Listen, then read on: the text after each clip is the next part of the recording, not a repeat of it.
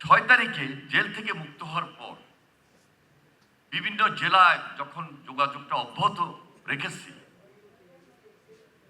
অথবা ওই সকল নেতৃবৃন্দের সঙ্গে যখন কথাবার্তা যোগাযোগটি আবার হচ্ছিল, দেখলাম যে ওই নেতৃত্বগুলো আস্তে আস্তে ঝরে পড়ছে। তাদের নেতৃত্ব সেখানে আর নাই, যারা বৈষম্য বিরোধী ছাত্র আন্দোলনের নেতৃত্ব দিয়েছিলেন। একটা পর্যায়ে এমন হয়েছে 5 তারিখের পর, যখন আমাদের ছোট ভাইরা একটা নতুন রাজনৈতিক দল গঠন করলেন, তখন ওই বৈষম্য বিরোধী ছাত্র আন্দোলনের নেতৃত্ব থেকে আস্তে আস্তে বাদ পড়া শুরু হল। যারা শুধু বৈষম্য বিরোধী ছাত্র আন্দোলনের নেতৃত্ব দিয়েছেন আর ওইখান থেকে যারা এনসিপি করেছেন, শুধু তাদের নেতৃত্বটাই বজায় ছিল, আর কারণ নেতৃত্বটা বজায় ছিল না। এবং 17 বছর আমরা যাদেরকে অনেক সময় পাই নাই, আজকে যারা বিরোধী দলের নেতৃত্বে অবস্থান করছেন, তারা বিভিন্ন জেলায় ওই নেতৃত্বের জায়গায় বসে পড়ে তাদের ছাত্র সংগঠন।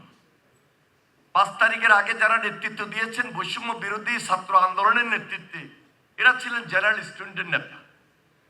আর 5 তারিখের পরের ধারাবাহিকতা এসে দাঁড়ালো যে দুইটা রাজনৈতিক সংগঠনের ছাত্রদের পক্ষের নেতা। পার্থক্য হয়ে গেল এখানে। আপনাদের মনে আছে যেদিন নির্বাচনটা হয় 12 তারিখ, আমরা 17 তারিখে শপথ নিচ্ছি।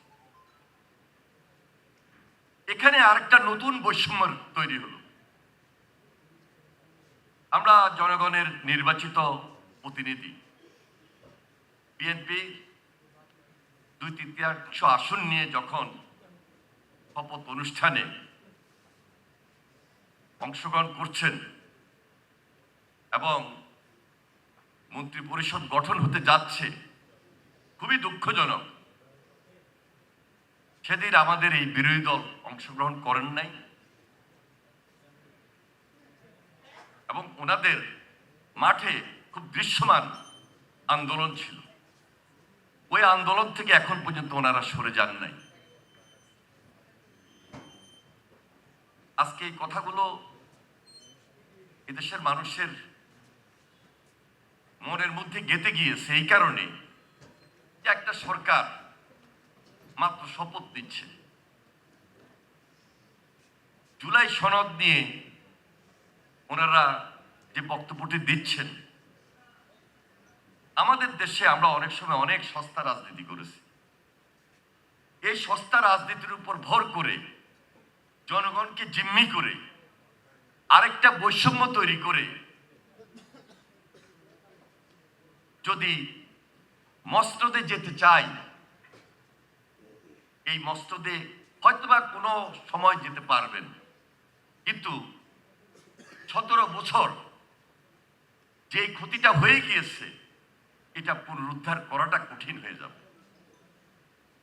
এই জন্য আজকে যারা বিরোধী দলে আছেন, আমরা বারবার তাদেরকে বলছি, এখনো সময় আছে, শুভ বুদ্ধির উদয় হওয়া প্রয়োজন।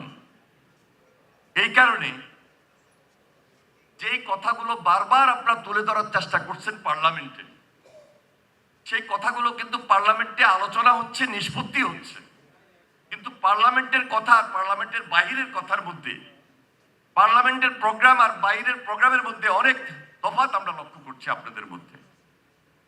এবং এমন এমন অশ্লীল, অশালীন, শিষ্টাচার বহির্ভূত, যেটা রাজনৈতিক ভাষায় প্রকাশ করা হয় না, যায় না, সেটিও আপনাদের কেউ কেউ আপনারা মাননীয় প্রধানমন্ত্রীকে টার্গেট করে, প্রধানমন্ত্রীর পরিবারকে টার্গেট করে এবং বিএনপিকে কোণঠাসা করার জন্য এই বক্তব্যগুলো দিয়ে যাচ্ছেন।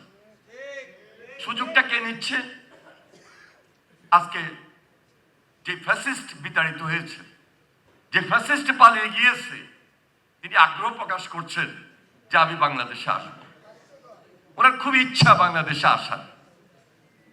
আর এই আগ্রহ এবং ইচ্ছাটা যদি বলি এই যে জুলাইকে বিভাজন এবং বিমুক্তির মধ্য দিয়ে তৈরি করে দেওয়া হয়, এর জন্য দায় কার আসবে? বিরোধী দলের কি কোনো দায় থাকবে না? কোনো দায় হবে না? এখনো আমি মনে করি সময় আছে যথেষ্ট। মাননীয় প্রধানমন্ত্রী আপনার বাসায় গিয়েছেন, বিরোধী দলের নেতার বাসায় গিয়েছেন, বিরোধী দলীয় নেতৃবৃন্দের বাসায় গিয়েছেন এবং ডে ওয়ান থেকে তিনি তার যে আন্তরিকতা নিয়ে সবাইকে একত্রিতভাবে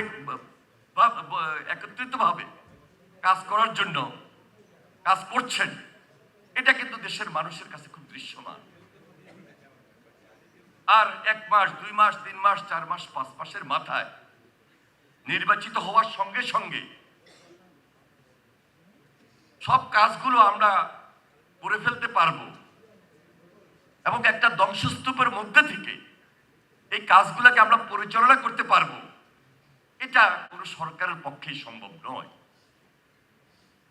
কিন্তু প্রত্যেকটা ডিপার্টমেন্টে মাননীয় প্রধানমন্ত্রী জনাব তারেক রহমান যে আদলে সবার সঙ্গে তিনি কাজ করছেন, ইভেন বিরোধী দলের পরামর্শ পর্যন্ত নিচ্ছেন। কিন্তু আমরা আজকে পার্লামেন্টের ভিতরে এবং পার্লামেন্টের বাহিরে ওনাদের যে উচ্চারণ দেখতে পাই, যে হুঙ্কার দেখতে পাই এবং 5 মাস যেতে না যেতেই এক দফার আন্দোলনের কথার সুদ দেন, আমাদের এই 5 মাসে আমরা সব করে ফেলেছি, করে ফেলতে পারবো, আর এই 5 মাসেই এখনই আন্দোলনের সুদ দিবেন, এটা সম্পূর্ণভাবে বেমানান।